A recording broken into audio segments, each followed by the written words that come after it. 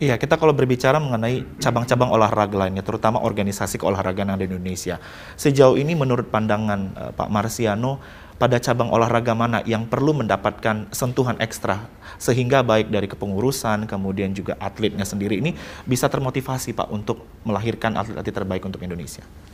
Saya rasa sekarang ini organisasi olahraga memang yang katakan olahraga-olahraga yang Olympic sport itu mereka organisasinya rata-rata sudah baik ya. Walaupun kita perlu juga evaluasi, perlu perbaikan-perbaikan. Karena apa kok saya katakan baik? Karena mereka itu punya agenda-agenda internasional yang selalu mereka kerjakan. Mereka juga berhubungan dengan organisasi-organisasi olahraga tingkat Asia, kemudian tingkat dunia, yang juga punya program-program pembinaan. Apakah itu klinik untuk wasit, apakah itu klinik untuk pelatih, atau juga kadang-kadang melakukan kejuaraan-kejuaraan untuk junior ya. Menghadapi masalah-masalah ini, anggota KONI itu kan ada 70 cabang olahraga. Tetapi tentunya saya menghimbau, saya mendorong cabur-cabur yang belum masuk di lapisan elit ini untuk mereka terus bekerja keras supaya satu hari dia juga masuk ke sana. Karena memang banyak cabur-cabur yang punya potensi baik kalau dikelolanya juga bagus seperti tinju. Indonesia juga mudah-mudahan bisa juga melahirkan petinju. Kalau Filipina punya Manny Pacquiao, kenapa Indonesia? Tapi kan kita juga pernah punya Chris John, kita pernah punya Elias Pikal, kita punya Daud Jordan yang juga juara-juara dunia gitu ya. Tapi kan kita harus melahirkan atlet-atlet baru dan petinju-petinju profesional yang baik itu lahir dari petinju-petinju amatir yang baik. Oleh karenanya KONI ini kan di bawahnya Pertina. Pertina ini yang harus menyiapkan semua sumber daya manusianya, petinju-petinjunya yang kelak bisa kita dorong untuk dia masuk ke jenjang yang lebih tinggi. Selama dia di amatir, tentunya dia harus kita berharap ada petinju Indonesia satu hari juga bisa juara Asian Games, satu hari juara Olimpiade. Tetapi setelah itu bagus kalau dia setelah jadi juara Olimpiade dia beralih ke profesional sehingga dia sudah masuk kelas petinju dunia yang juga masa depannya luar biasa gitu ya. Karena petinju atlet itu kan juga harus kita pikirkan begini ya. Dia sudah mengorbankan waktu dan tenaganya untuk olahraga. KONI, pimpinan cabang olahraga membimbing mereka, mempersiapkan mereka supaya pengorbanan dia mencapai sasarannya. Atlet itu sasarannya, cita-citanya hanya jadi juara. Ya, oleh karenanya mari kita antar dia untuk jadi juara. Dengan segala upaya kita, inovasi kita, agar mereka bisa mencapai mimpinya dia bisa tercapai untuk jadi juara. Dari situ, kalau mereka sudah jadi juara, kita juga harus memikirkan atlet yang baik itu juga harus di backup oleh pendidikan yang baik. Sehingga dia juga mampu mengelola dirinya sendiri dengan baik. Setelah itu, dia juga harus kita persiapkan. Setelah dia tidak jadi atlet, dia mau jadi apa? Dia mau jadi pelatih. Apakah dia mau jadi event organizer dalam olahraga, atau dia mau masuk ke dalam industri olahraga? Ya kita siapkan, supaya tidak ada lagi di depan cerita-cerita atlet-atlet kita di masa tuanya sangat-sangat memprihatinkan. Kesejahteraannya dan itu, kesejahteraan pelaku olahraga itu juga menjadi atensi dari Komite Olahraga Nasional Indonesia. Untuk kita juga bisa berkontribusi mempersiapkan mereka. Tentunya kita harus bekerja sama pertama dengan lembaga pendidikan, universitas, perguruan tinggi yang mau memberikan beasiswa kepada atlet-atlet berprestasi. Kemudian yang kedua, kita bekerja sama juga dengan BUMN, BUMD, dan perusahaan-perusahaan swasta besar yang juga mau memberikan dukungan setelah mereka nanti tidak berprestasi, dia juga bisa ditampung menjadi salah satu karyawannya yang juga karena pendidikannya juga cukup juga di lapisan-lapisan menengah ke atas. Jadi artinya bahwa disiapkan kompetisi lainnya atau juga kompetensi lainnya selain skill di bidang olahraga itu sendiri. Pak Ketua Umum, kami publik sangat mengapresiasi langkah yang dilakukan oleh Ketua Umum KONI dan jajarannya beberapa waktu lalu yang memberikan penghargaan Lifetime Achievement in Sports kepada salah satu tokoh olahraga yang sudah cukup dikenal, bahkan juga memiliki kontribusi yang sangat besar, mantan Ketua Forky itu sendiri. Apa tanggapan dan alasan yang memberikan Lifetime Achievement ini sendiri? Saya punya alasan tersendiri ya, saya bilang Pak Wijoyo Suyono ini saat ini usianya sudah 93 tahun.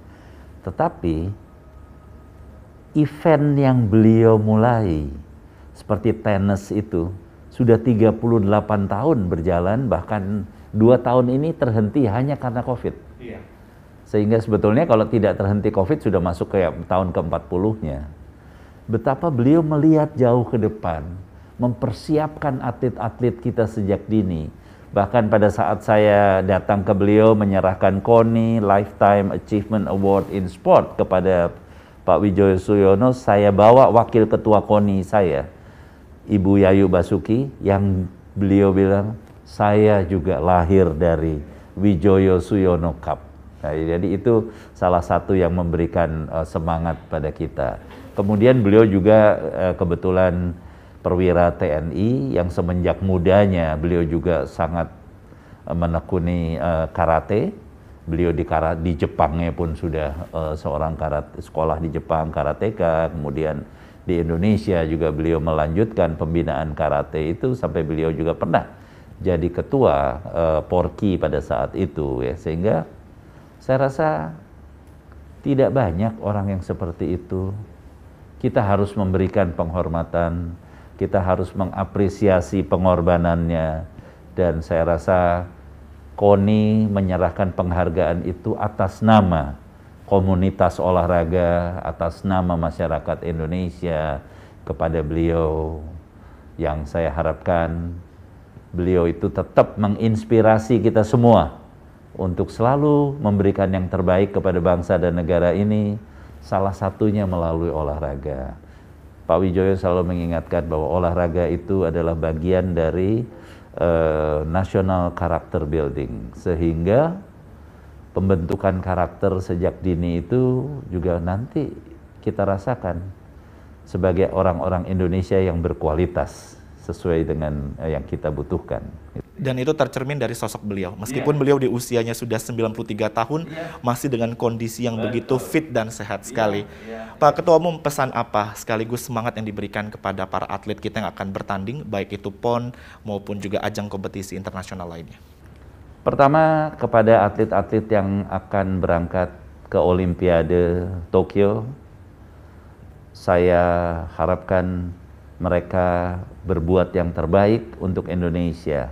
Tidak semua orang mendapat kesempatan untuk mewakili Indonesia pada Olimpiade seperti ini. Sehingga berikan yang terbaik untuk bangsa Indonesia, dan tentunya saya beserta seluruh rakyat Indonesia memberikan doa restu kepada mereka, mendoakan agar mereka sukses dan martabat, harkat dan martabat bangsa Indonesia di dunia semakin meningkat. Saya harapkan kita bisa mendapatkan lebih dari 2 medali emas, sehingga dunia melihat Indonesia di masa pandemi COVID-19 ini juga bisa meraih prestasi yang tertinggi. Itu yang pertama. Yang kedua, masalah Pekan Olahraga Nasional. Pekan Olahraga Nasional ini satu tolok ukur untuk melihat sejauh mana pembinaan olahraga itu dilakukan oleh daerah-daerah di seluruh Indonesia. Karena apa? Jenjangnya Pekan Olahraga Nasional itu kan 4 tahunan.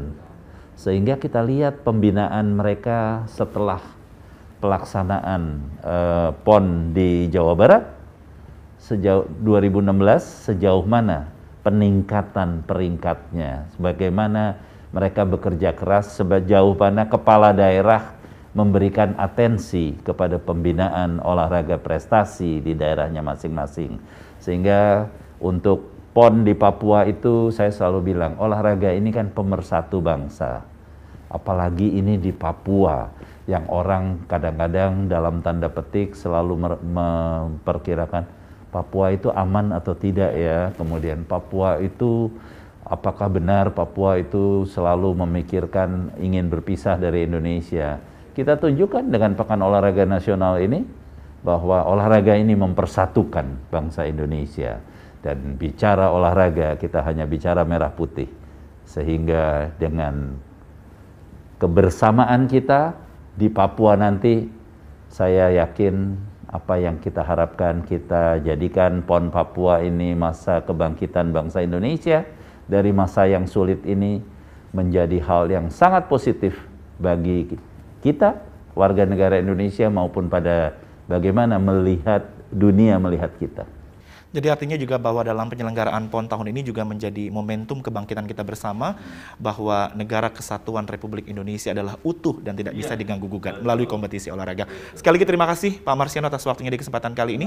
Mudah-mudahan semangat Ketua Umum beserta jajarannya bersama pemerintah terkait juga bisa mendukung terselenggaranya PON ini dan bisa menyukseskan para atlet kita untuk bertanding di tingkat internasional. Terima kasih Pak Marsiano. Terima kasih Mas Rizka. Saya harapkan kerjasama kita untuk meningkatkan olahraga prestasi, TVRI dengan KONI, dimanapun kita berada, dapat melahirkan atlet-atlet unggulan kita. Terima kasih. Itu target kita semua ya.